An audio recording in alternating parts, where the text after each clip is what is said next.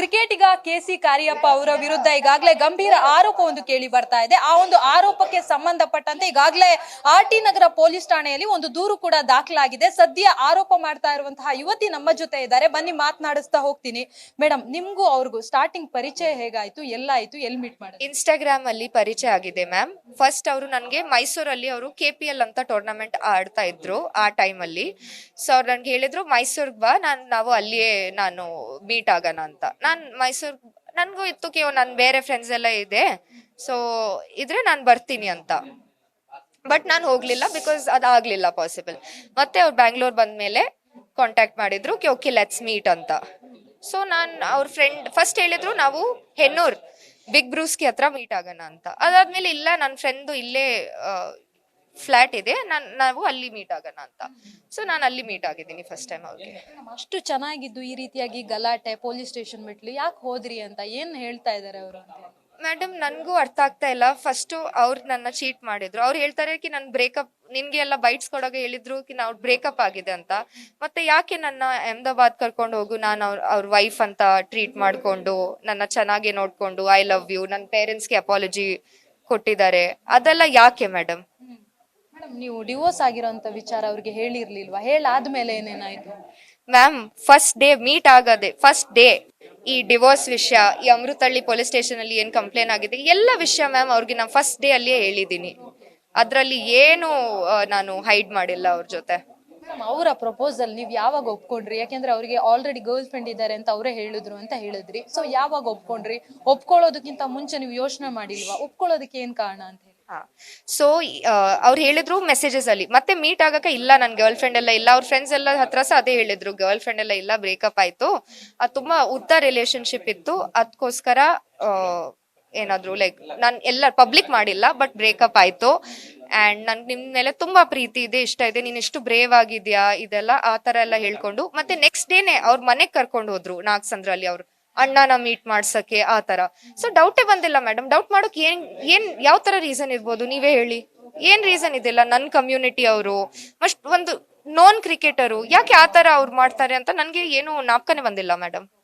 Madam, abortion ಯಾವಾಗ ಆಯ್ತು? ಅದಕ್ಕೆ ಟ್ಯಾಬ್ಲೆಟ್ ಬೇರೆ ಅವ್ರು ಕೊಟ್ರು ಅಂತ ಹೇಳಿ, ಅದೆಲ್ಲ ಹೇಗಾಯ್ತು ಅಂತ? ಹಾ ಮೇಡಮ್, ಈ ರಿಲೇಶನ್ಶಿಪ್ ಸ್ಟಾರ್ಟ್ ಆದ್ಮೇಲೆ ನಾನು ಕನ್ಸೀವ್ ಆಗಿದ್ದೀನಿ. ಅದಾದ್ಮೇಲೆ ಅಬೋರ್ಷನ್ ಸೆಪ್ಟೆಂಬರ್ ಅಲ್ಲೇ ಕನ್ಸೀವ್ ಆಗಿದ್ದೀನಿ, ಸೆಪ್ಟೆಂಬರ್ ಅಲ್ಲಿ ಅಬೋರ್ಷನ್ ಆಯ್ತು. ನಾನು ಅವ್ರಿಗೆ ಹೇಳಿದ್ದೀನಿ ಅಬೋರ್ಷನ್ ನಾನು ಮಾಡಲ್ಲ, ಮದ್ವೆ ಆಗೋಣ. ಅವ್ರು ಹೇಳಿದ್ರು ಇಲ್ಲ, ಮದ್ವೆ ಆಗಕ್ ಇವತ್ತು ಪಾಸಿಬಲ್ ಇಲ್ಲ, ಯಾಕಂದ್ರೆ ನನ್ನ ಐ ಪಿ ಎಲ್ ಗೇಮ್ ಬರ್ತಾ ಇದೆ.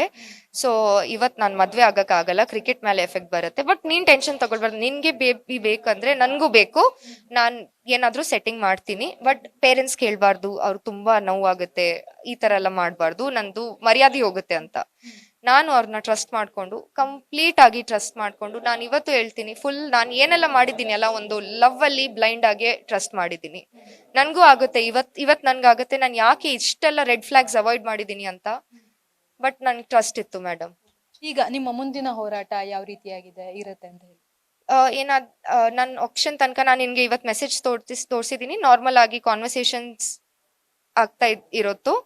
ಅದಾದ್ಮೇಲೆ ಏನಾಯ್ತು ಅಂದ್ರೆ ಅವ್ರು ನನ್ಗೊಂದು ಫೋಟೋ ನಾನು ನೋಡಿದೀನಿ ಇನ್ಸ್ಟಾಗ್ರಾಮ್ ಅಲ್ಲಿ, ಒಂದು ಹುಡುಗಿದು ಅವ್ರ ನಾಯಿ ಜೊತೆ. ನಾನು ಹೇಳಿದೀನಿ, ಯಾಕೆ ನೀನ್ ಇನ್ನೊಂದ್ಸರಿ ಚೀಟ್ ಮಾಡೋಕ್ ಪ್ಲಾನ್ ಮಾಡ್ತಾ ಇದೀಯಾ, ನೀನ್ ಇನ್ನೊಂದ್ಸರಿ ಏನಾದ್ರು ನನ್ಗೆ ಮೋಸ ಮಾಡೋಕ್ ಪ್ಲಾನ್ ಮಾಡ್ತಾ ಇದೀಯಾ ಅಂತ. ಹಂಗ ಅವ್ರ ನಾಯಿನ ಮೀಟ್ ಮಾಡಿದ್ರೆ ನಾನ್ ನನ್ನ ಮನೆಯಲ್ಲಿ ಇದೀನಿ, ಆಕ್ಷನ್ ನೋಡ್ತಾ ಇದ್ದೀನಿ ಅಂತ. ಸೊ ಈ ತರ ಫೈಟ್ ಆಗಿದೆ. ಅದಾದ್ಮೇಲೆ ನಾನು ಅವ್ರು ಕೇಳಿದ್ರು, ನೀನ್ ಈ ತರ ಈ ಸರಿ ನನ್ ಜೊತೆ ಮೋಸ ಮಾಡಿದ್ರೆ ನಾನ್ ನಿನ್ಗೆ 100% ನಾನ್ ನಿನ್ನ ಬಿಡಲ್ಲ ಅಂತ. ಸರಿ, ಏನ್ ಮಾಡ್ಬೇಕು ಮಾಡ್ಲಿ ಅಂತ ನನ್ಗೆ ಕಾಲ್ ಮೆಸೇಜಸ್ ಏನು ರಿಪ್ಲೈ ಮಾಡ್ತಾ ಇಲ್ಲ ಅವರು. ಅದಾದ್ಮೇಲೆ ಅವ್ರು ಹೇಳಿದ್ರು, ಇಲ್ಲ ನಾನು ನಾಗಸಂದ್ರಲ್ಲಿ ಇದ್ದೀನಿ, ನಾನ್ ಮನೆಗ್ ಹೋಗಿದ್ದೀನಿ ಮಾತಾಡಕ್, ವಿಚಾರ್ಸಕ್ಕೆ. ಅವ್ರ ಮನೆ ಅಮ್ಮ ಅಪ್ಪ ಒಳಗಡೆನೆ ಇತ್ತು, ಯಾರು ಡೋರ್ ಓಪನ್ ಮಾಡ್ಲಿಲ್ಲ. ಮೇಡಮ್, ಈಗ ಅವ್ರೇನಾದ್ರು ಮತ್ತೆ ಬಂದು ನಿಮ್ಮನ್ನ ಮದುವೆ ಆಗ್ತೀನಿ ಅಂತ ಏನಾದ್ರು ಅಪ್ರೋಚ್ ಮಾಡಿ ಕಾಂಪ್ರಮೈಸ್ ಮಾಡ್ಕೊಳ್ಳೋಣ ಅಂತಂದ್ರೆ ನೀವು ರೆಡಿ? ಮೇಡಮ್, ನನ್ಗೆ ಒಂದು ಅಪಾಲಜಿ ಬೇಕು, ನನ್ಗೆ 100% ಒಂದು ಅಪಾಲಜಿ ಬೇಕು. ಈ ತರ ಯಾರು ಹುಡುಗಿ ಜೊತೆ ಮಾಡಕ್ ಅವ್ರಿಗೆ ರೈಟ್ಸ್ ಇಲ್ಲ. ನಾನ್ ಎಷ್ಟಾಗಿ ಫೈಟ್ ಮಾಡ್ತೀನಿ. ನನ್ನ ಫೋನು ನವೆಂಬರ್ ಅಲ್ಲಿ ನಾನು ಅವ್ರ ಜೊತೆ ಅಹಮದಾಬಾದ್ಗೆ ಹೋಗಿದ್ದೀನಿ. ಅವ್ರು ತುಂಬಾ ಎಲ್ಲ ಡಿಲೀಟ್ ಮಾಡಿದ್ದಾನೆ ನನ್ನ ಫೋನಲ್ಲಿ. ಬಟ್ ಸ್ಟಿಲ್ ನನ್ನ ಹತ್ರ ಏನೆಲ್ಲ ಇದೆ, ಏನೆಲ್ಲ ಡಾಕ್ಯುಮೆಂಟ್ಸ್ ಇದೆ, ಏನೆಲ್ಲ ಪ್ರೊಡ್ಯೂಸ್ ಮಾಡಕ್ ಆಗುತ್ತೆ, ನಾನು ಫೈಟ್ ಮಾಡ್ತೀನಿ madam.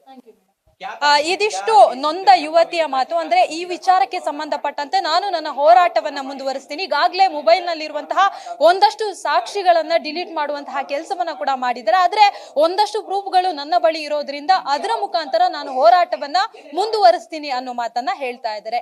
Camera person Byresh Tiptur ಜೊತೆ Ankita Rai, News First, Bengaluru. News First ನಿರ್ಭೀತಿಯಿಂದ ನಿಮ್ಮ ಪರವಾಗಿ.